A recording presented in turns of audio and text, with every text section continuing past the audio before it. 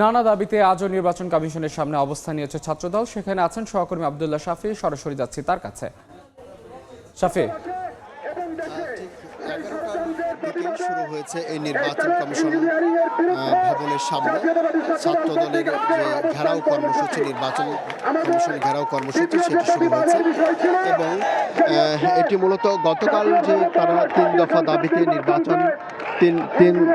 দফা দাবিতে তারা নির্বাচন কমিশন ঘেরাওয়ের যে কর্মসূচি দিয়েছিল তারই ধারাবাহিকতায় এটি আসলে তিন দফা কর্মসূচির মধ্যে রয়েছে যে নির্বাচন কমিশন পোস্টাল ব্যালটের ক্ষেত্রে নানা ধরনের পক্ষপাতমূলক আচরণ করছে, বিতর্কিত সিদ্ধান্ত নিয়েছে যা নির্বাচনের নিরপেক্ষতা নিয়ে গুরুতর প্রশ্ন সৃষ্টি করেছে বলে ছাত্রদলের অভিযোগ।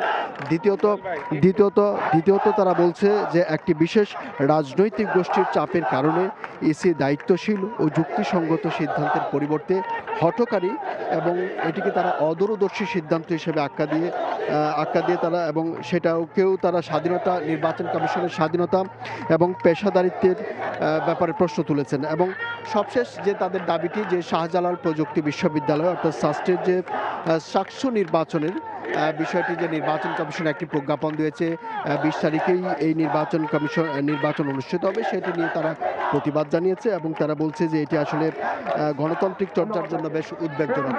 এই নিয়ে গতকাল তারা নির্বাচন কমিশনের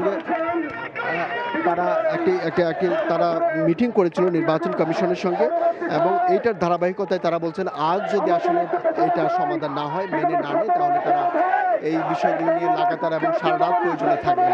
তবে এইখানে তারা যে সমস্ত প্রশ্নগুলো উত্থাপন করছে, বিশেষ করে পোস্টাল ব্যালটের ব্যাপারে, ঠিক একই বিষয়ে কিন্তু নির্বাচন কমিশনের ভিতরে কিন্তু একটা আলোচনা হচ্ছে, যেখানে পোস্টাল ব্যালট নিয়ে নানা বিচার বিশ্লেষণ করা হচ্ছে এবং বলছে যে 39টি প্রতীক রয়েছে যেখানে পোস্টাল ব্যালটের মধ্যে ভাজে পড়েছে। তো এই ছিল এখানকার সর্বশেষ পরিস্থিতি। ছাত্রদলের নির্বাচন কমিশন ঘেরার সবশেষ খবর জানাচ্ছিলেন সহকর্মী আব্দুল্লাহ শাফি।